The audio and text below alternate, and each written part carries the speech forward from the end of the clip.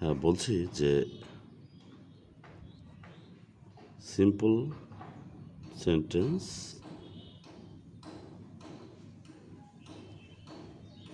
and clause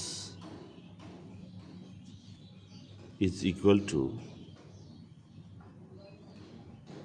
one subject plus one finite verb. তাহলে একটা subject এবং একটা ফাইনাইট ভার্ব দিয়ে আমরা সিম্পল সেন্টেন্স পাই, আবার ক্লজও পাই। এখন সাবজেক্ট আমরা চিনব কীভাবে? এখান থেকে আমরা একটু যেতে চাই। হু অথবা হোয়াট দ্বারা প্রশ্ন করব। বাংলায় কে বা কারা অথবা কি দ্বারা প্রশ্ন করব। এটা অ্যাকচুয়ালি সাবজেক্টিভ কেস। সাবজেক্ট যাকে বলি এটা হচ্ছে সাবজেক্টিভ কেস। বাংলায় বলা হয় কর্তাকারক। বাংলায় কর্তাকারক ছিল না, ব্যাকরণে। আচ্ছা, এইটা আবার তৈরি হয় নাউন, প্রোনাউন,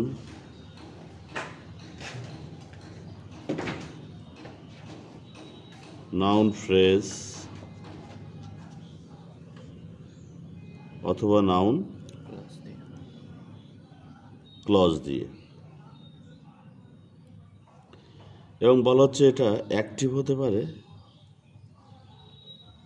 আবার প্যাসিভও হতে পারে।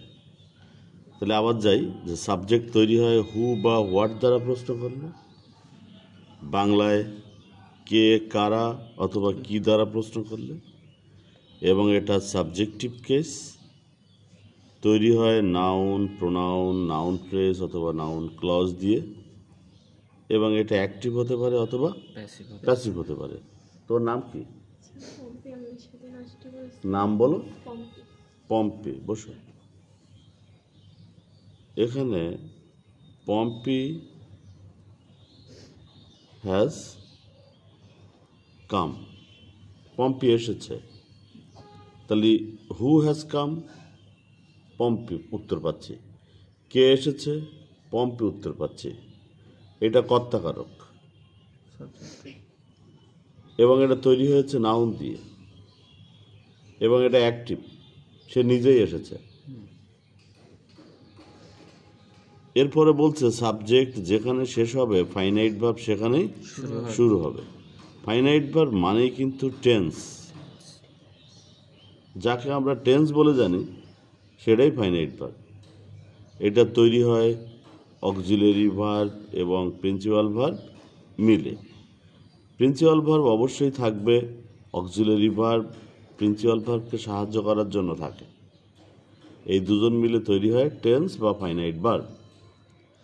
এবং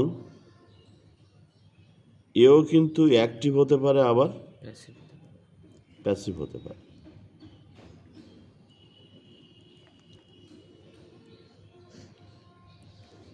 যেমন দেখো, Pompi has come, Pompi subject, has হচ্ছে অক্সিলারি ভার্ব, কাম হচ্ছে প্রিন্সিপাল ভার্ব। এই দুজন মিলে তৈরি হয়েছে ফাইনাইট ভার্ব, এবং এটা কন্টেন্স প্রেজেন্ট পারফেক্ট টেন্সের গঠনের সাথে মিলছে দেখো। এবং এটাও সাবজেক্ট যেহেতু অ্যাক্টিভ, ফাইনাইট ভার্বও অ্যাক্টিভ। এরপরে বলছে এই ফাইনাইট ভার্ব দুটো দলে বিভক্ত। একটা দল কাজ করে আর একটা দল কাজ করে না। তো কাজ করে আর একটা নো কাজ। যে কাজ করে সে হচ্ছে ট্রানজিটিভ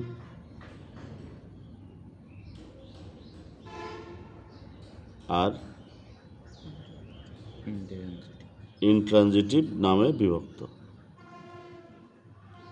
ট্রানজিটিভের অবজেক্ট আছে, ইনট্রানজিটিভের অবজেক্ট নাই। আর একজন যে কাজ করে না তার নাম হচ্ছে লিঙ্কিং ভার্ব। লিঙ্কিং এর পরে কি থাকে? কমপ্লিমেন্ট থাকে। লিঙ্কিং ভার্বের পরে কমপ্লিমেন্ট কমপ্লিমেন্ট থাকে। এখন দেখো পম্পি এসেছে, এটা দ্বারা এই যে আশা কাজটি কি কাজ করা বোঝাচ্ছে নাকি কাজ না করা বোঝাচ্ছে? পম্পি এসে কাজ করা তো, আশা তো একটা কাজ। এখন এর অবজেক্ট আছে নাকি নাই, এর পরে তো কোনো শব্দই নাই, তাহলে এটা কিন্তু ইনট্রানজিটিভ ভার্ব। ঠিক আছে, এখন অবজেক্ট আর কমপ্লিমেন্ট আমাদেরকে একটু জানতে হবে, কারণ অবজেক্ট থাকলে ট্রানজিটিভ, না থাকলে ইনট্রানজিটিভ। বলা হচ্ছে অবজেক্ট মানেই হচ্ছে, এখানে যেমন হু বা হোয়াট দ্বারা প্রশ্ন করলে পাচ্ছি, এখানে পাবো হুম অথবা হোয়াট দিয়ে প্রশ্ন করব।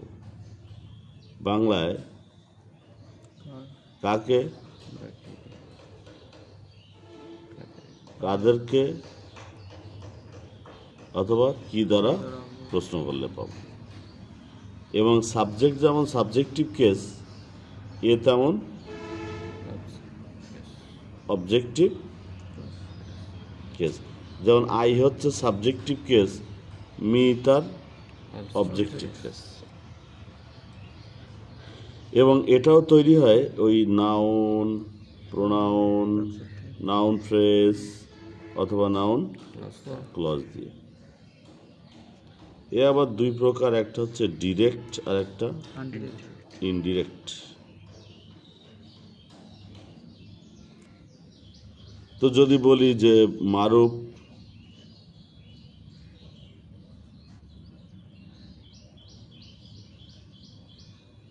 উইল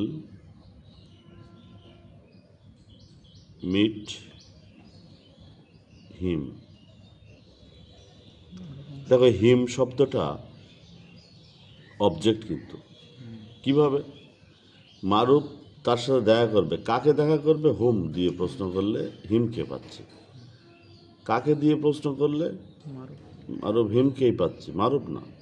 কে দেখা করবে? মারুফ দেখা, এটা সাবজেক্ট, কিন্তু আমি অবজেক্ট চাচ্ছি।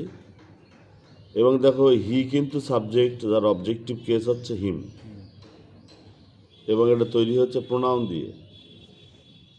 তাহলে এই ফাইনাইট ভার্বটার নাম হবে ইনট্রানজিটিভ ট্রানজিটিভ ভার্ব, যার অবজেক্ট আছে। সুতরাং অবজেক্ট আমরা চিনলাম, এরপরে চিনব কমপ্লিমেন্ট কি।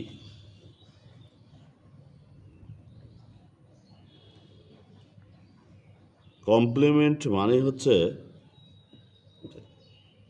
সাবজেক্ট অথবা অবজেক্টের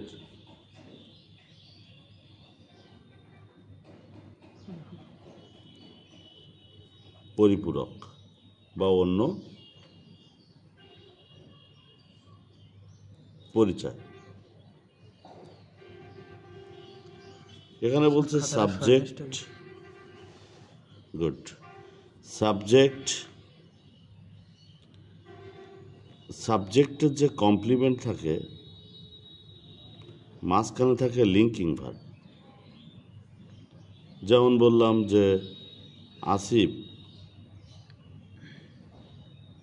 ইজ এ স্টুডেন্ট, আসিফ একজন ছাত্র, তাহলে আসিফের আর একটা পরিচয় না, একজন ছাত্র। এবং দেখো এই ফাইনাইট ভার্ব দ্বারা কোনো কাজ করা বোঝাচ্ছে না। এই যে ইজ সমান সমানত্ব প্রকাশ করছে, লিঙ্কিং ভার্বের বলছি যে সে কোনো কাজ করে না। হ্যাঁ, তো লিঙ্কিং ভার্ব কোনো কাজ করে না, এ এক প্রকারের ফাইনাইট ভার্ব অবশ্যই। এ শুধু এই দুজনকে যুক্ত করার জন্য ব্যবহৃত হয়, তাই এর নাম লিঙ্কিং ভার্ব। আমি বলছি যে আসিফ ইজ অনেস্ট, এটাও কিন্তু কমপ্লিমেন্ট। আসিফ ইজ হেয়ার, এটাও কমপ্লিমেন্ট। তো সাবজেক্টের কমপ্লিমেন্ট লিঙ্কিং ভার্ব দ্বারা যুক্ত হয়, সাবজেক্টের একটা পরিচয় না। আসিফ সমান সমান, এখানে আসিফ সমান সমান সৎ, আসিফ সমান সমান একজন ছাত্র। ক্লিয়ার তো? এটা গেল সাবজেক্টের পরিপূরক বা অন্য পরিচয়। অবজেক্টেরও কমপ্লিমেন্ট থাকে, অবজেক্টের কমপ্লিমেন্ট এরকম subject plus transitive verb plus object plus complement. অবজেক্টের কমপ্লিমেন্ট অবজেক্টের পরেই বসে, যেমন উই নো আসিফ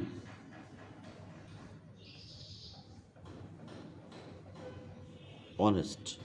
আমরা আসিফকে সৎ জানি, তাহলে কাকে সৎ জানি? আসিফকে জানি। আসিফ কিন্তু অবজেক্ট, আর অনেস্ট হচ্ছে এই আসিফের আর একটা পরিচয় আমরা এখানে পাচ্ছি, সুতরাং এটা complement. We know Asif a businessman মনে করো,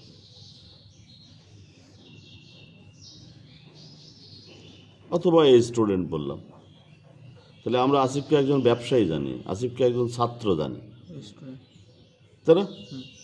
সুতরাং এই অবজেক্টের কমপ্লিমেন্ট হলে অবজেক্টের পরেই বসে, আর সাবজেক্টের কমপ্লিমেন্ট মাঝখানে যে ফাইনাইট ভার্ব দ্বারা যুক্ত হয় তার নাম লিঙ্কিং ভার্ব।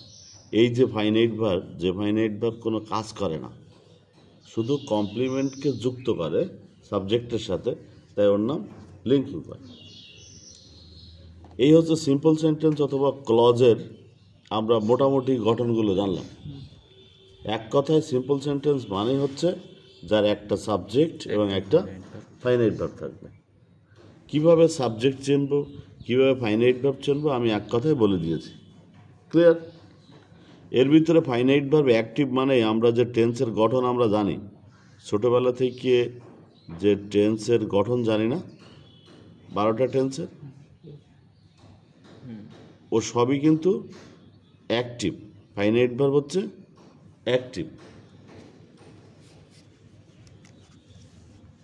এখন আমাদের মূল কাজটা হচ্ছে কিভাবে আমরা সিম্পল, কমপ্লেক্স, কম্পাউন্ড থেকে একে অপরের দিকে নিয়ে যাব।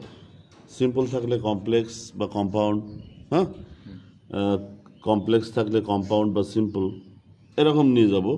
সেটার জন্য আমরা পরবর্তী ক্লাসে সেটা আলোচনা করব।